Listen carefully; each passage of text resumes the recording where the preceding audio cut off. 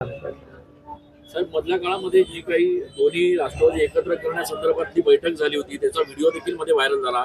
त्याची माहिती आता अशी समोर येते की सुप्रियाताईंना केंद्रात द्यायचं मंत्रिपद, अजितदादांनी राज्य सांभाळायचं, प्रफुल्ल पटेल आणि जयंत पाटील यांना कॅबिनेट मंत्रिपद द्यायचं असं ठरलं होतं, अशी माहिती समोर येते. आता असं आहे, प्रत्येक जण जे आहे ना आपापल्या पद्धतीनं माहिती सांगतोय, त्याला पुरावा काय काय माहिती नाही. आम्हाला एवढं माहिती होतं की तिथे काही कृषी प्रदर्शन होतं आणि ते फार मोठ्या प्रमाणावर असतं बारामतीमध्ये, आणि त्यावेळेला ही सगळी मंडळी तिथे एकत्रित आली होती आणि त्यावेळेला जिल्हा परिषदेच्या ज्या निवडणुका वगैरे आहेत त्या एकत्रित लढाव्या अशा प्रकारचं ठरलेलं होतं. ते आम्हाला अजितदादांनी सांगितलेलं होतं, मला आठवतं. त्या पलीकडे काहीही नाही. आणि स्वतः मुख्यमंत्र्यांनी सांगितलं की असं काही असतं तर त्यांनी मला नक्कीच ते शेअर केलं असं मला सांगितलं असतं.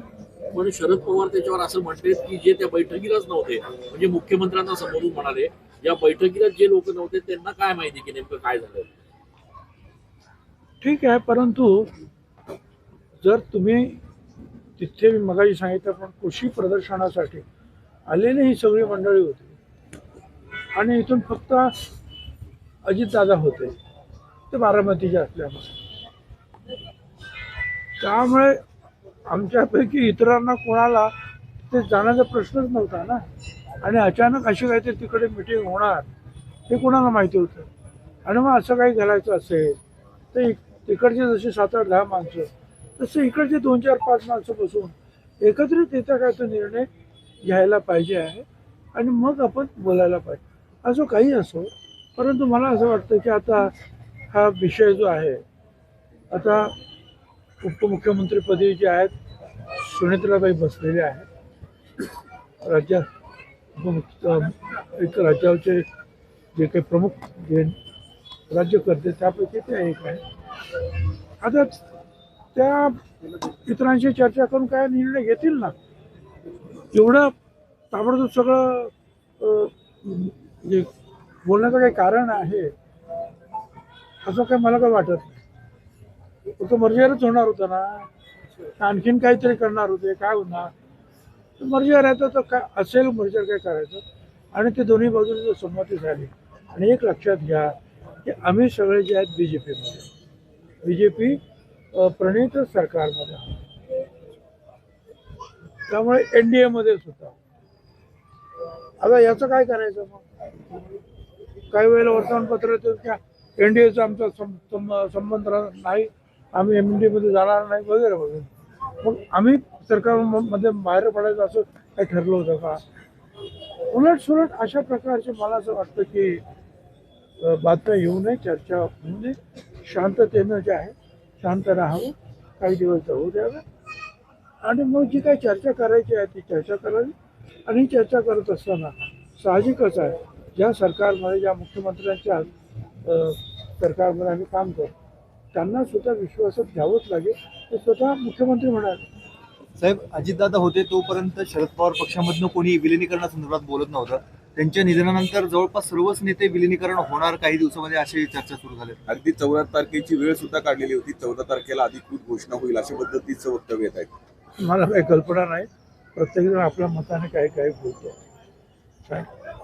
आता मी तर फार पूर्वीच म्हणालो, जर ठाकरे एकत्र येऊ शकतात तर पवार का एकत्र येऊ शकतात. तो काय अटी शर्ती, कुठली परिस्थिती, काय परिस्थिती, तिकडे ठाकरे यांना काही बंधनं नाही. तिथे थोडंसं जे आहे ते BJP आणि शिंदेबरोबर जात असताना त्यांचं काय म्हणणं आहे हे ऐकावंच लागेल ना आम्हाला. जितेंद्र आव्हाड पक्षाच्या राष्ट्रीय अध्यक्षपदी सुमित्रा पवारच अध्यक्ष असतील असं अमोल मिटकर यांनी स्पष्ट सांगितले की त्याच अध्यक्ष होते. काय हरकत नाही. म्हणजे आमचं काय उद्या सगळी जे आहेत असं आहे ना की त्याची सुद्धा एक मोठंच ऑपरेटिव्ह म्हणजे एक ठरलं फॉर्मॅलिटी आहे. सर्व प्रांताचे जे प्रांताध्यक्ष आहेत देशातील आणि महाराष्ट्रातील एकत्र येऊन त्याचा निर्णय तो घ्या, तो घेऊ. लोकांचं ते मत असेल तसंही होईल.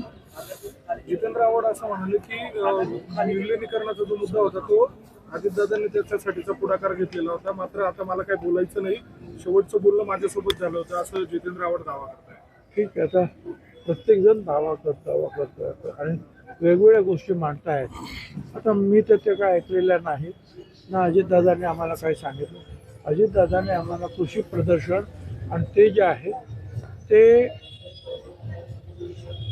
27 तारखेला कदाचित 26 तारखेला आम्ही तिकडे बसलो असताना देवगिरीवर चर्चा झालेली मला ते आठवतं. 26 की असं झालेलं आहे आणि ती सगळी मंडळी आली होती आणि मी होतो आणि म्हणाले की एकत्र आम्हाला घड्याळावर लढायचं आहे. इथपर्यंत काहीतरी चर्चा झालेली असं मी तरी ऐकलेलं आहे. पण याच्या पुढे आणखीन काय होणार, काय ठरलं हे काय आम्ही माहीत नाही. तुम्ही मत म्हणताय की एका चिन्हावरती निवडणूक लढायचं ठरलेलं होतं, असं आता चर्चा झाली, शेतकरी पण तेच सांगतायत. अशी चर्चा झाली. कारण आता ह्या मागे सुद्धा तर लढलेच ना एकत्रित पुण्यामध्ये आणि इतर ठिकाणी. असं एकत्र लढे असं काहीतरी चर्चा झाली असेल. साहेब, सुरेंद्र पवार या उपमुख्यमंत्री झाल्यानंतर त्यांच्याकडे पक्षाची जबाबदारी आल्यानंतर किती शक्यता वाटते तुम्हाला किंवा दोन्ही राष्ट्रवादी आता एकत्र येतील, त्यासाठी तुमच्या पक्षातून कोणी पुढाकार घेणार आहे? असं आहे की पुढे काय होणार याबद्दल मी काही सांगू शकत नाही आणि राजकारणामध्ये उद्या काय होणार हे काही सांगू शकत नाही. आता हे जे काय चाललं होतं अचानक असं अजितदादाचं काही होईल असं काही वाटलं का आपल्याला? आता काही लोक सुनेत्राताईंबद्दल बोलतात. इंदिरा गांधींना सुद्धा ज्या वेळेला त्या पदावर प्रमुख बसवलं त्यावेळी काय ती गुंगी गुडिया पण ती गुंगी गुडिया जी आहे तिने देशाला आणि जगाला चमत्कार दाखवले. त्यामुळे आपण सगळ्यांनी जे आम्ही तर ठरवलं की सुनेत्राताईंच्या बरोबर काम करायचं, त्यांना सहकार्य करायचं. त्यांच्या नेतृत्वाखाली जे काही आता पुढे ठरेल सगळे नेते बसून ते होईल.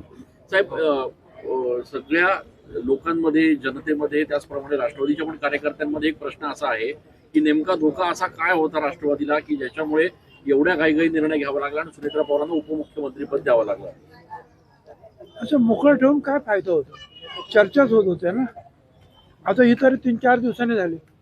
मर्जरची चर्चा तुम्ही पहिल्या दिवशी सुरू केली. समोर अजितदादांचं जे आहे त्यांचं काय म्हणतात फ्युनरल सुद्धा झालं नाही. त्यावेळेला मर्जरची चर्चा तुम्ही सुरू केली. त्यावेळेला तुम्ही कोणी विचार केला ना की नाही आता आपल्याला ही वेळ नाही हे असं काही बोलायचं, जरा थांबलं पाहिजे. आणि एकूणच ज्या काही गोष्टी आहेत आणि मग कोण काय बोलतं काही मीडियामधून सुद्धा काही गोष्टी सोडल्या जातात, पेरल्या जातात. त्यापेक्षा तो विषय बंद केलेला बरा. आणि मला असं वाटतं आम्ही तो योग्य प्रकारे उपमुख्यमंत्री पदाचा विषय योग्य प्रकारे आम्ही बंद केलेला आहे. याचा अर्थ असा निघतोय की विलिनीकरण ची चर्चा सुरू झाली म्हणून आपण तातडीनं न असं आहे की प्रत्येक जण वेगवेगळं काहीतरी बोलायला लागलं. कोण याचं नाव घेतो, कोण त्याचं नाव घेतो, कोण ते म्हणजे मुद्दाम सुचवायला लागला मीडियामधून. मग तुमचं नाव, माझं नाव नाही म्हणून मी गप्प बस. माझं नाव अजिबात घ्यायचं नाही कोणी काय. आणि कलगीतुरं काय तुम्ही लावू नका आपसामध्ये. तर या ज्या गोष्टी होतात की आपापसामध्ये जे आहे काय असं आहे की काही चांगलं झालं तर ती न्यूज नसते, काही वाईट असेल तर ती न्यूज मोठी असते ना मीडियाच्या दृष्टीने. साहब, हिंदी में क्या कहेंगे? हिंदी में अस्थि विसर्जन के लिए आए हैं, पाटिल असावा पण पटेल नसावा. ठीक आहे ना, पक्ष ठरवेल ना. पक्ष ठरवेल. पाटील आहे, पटेल आहे, आणखी ते आता त्या स्वतः सुनेत्राताई बसलेल्या त्या समंजस खासदार आहेत, त्यांनी काम केलेलं आहे. बारामतीमध्ये सुद्धा ते प्रत्यक्ष काम करतच होत्या वेगवेगळ्या ठिकाणी. सुशिक्षित आहेत, त्या ग्रॅज्युएट आहेत, समजतं त्यांना काय करायचं ठरवतील ना. साहब, हिंदी में क्या कहेंगे? आज अस्थि विसर्जन के लिए आए हैं. दुख की बात है, जिसको कभी कभी सोचा भी नहीं था कि ऐसा हमें ऐसे प्रोग्राम के लिए आना पड़ेगा, ऐसे कार्यक्रम के लिए अस्थि विसर्जन के. दुर्भाग्य बात है, हमारे पूरी ज़िंदगी में बहुत बड़ी दुर्भाग्य की ये बात है कि ये काम करने के लिए हमें यहाँ आना पड़ा. दोनों राष्ट्रवादी एकत्र आने का जो चर्चा चल रही थी उसके बारे में भाई चर्चा है. अब सुनेत्राताई वहाँ बैठी है, वो DCM है, उप मुख्यमंत्री, और ये लोग सब चर्चा करेंगे. अगर होना है तो होगा. नहीं तो चला है.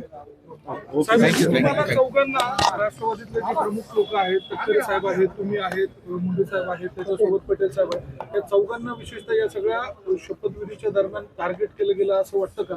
सोशल मीडियावर जोरदार टीका केली जाते तुमच्यावर. आमच्यावर आणखीन टीका करा, पण या टीकेचं रोख फक्त काय असतो ते लवकर केलं. माझं म्हणणं असं आहे, मुख्य मुद्दा काय आहे, आम्ही योग्य व्यक्तीला या परिस्थितीमध्ये त्या जागेवर बसवलं की नाही ते बोलण्याची हिंमत कोणीतरी दाखवा. आम्ही योग्य ठिकाणी आम्हाला जे वाटलं की आमच्या पक्षामध्ये आता हा निर्णय घेणं योग्य आहे, आम्ही आमच्या पक्षाचा निर्णय घेतला आणि तो अंमलात आणला. आणि त्यासाठी साहजिकच जे आहे तो अंमलात आणण्यासाठी मुख्यमंत्र्यांची, राज्यपालांची त्या सहकार्याची गरज असते. पण राज्यपाल सुद्धा अंबालावून तिथे परत आले आणि त्यांनी जे सांगितलं ठीक आहे तुम्ही हे करा. आम्हाला वाटतं आमच्या पक्षाच्या दृष्टीने महत्त्वाचा विषय आहे तो आम्ही केला. आता त्याच्यात त्याला तुम्ही चांगलं म्हणा, वाईट म्हणा, काय म्हणायचं ते म्हणा, आम्हाला त्याच्याशी काही कर्तव्य नाही. थँक्यू.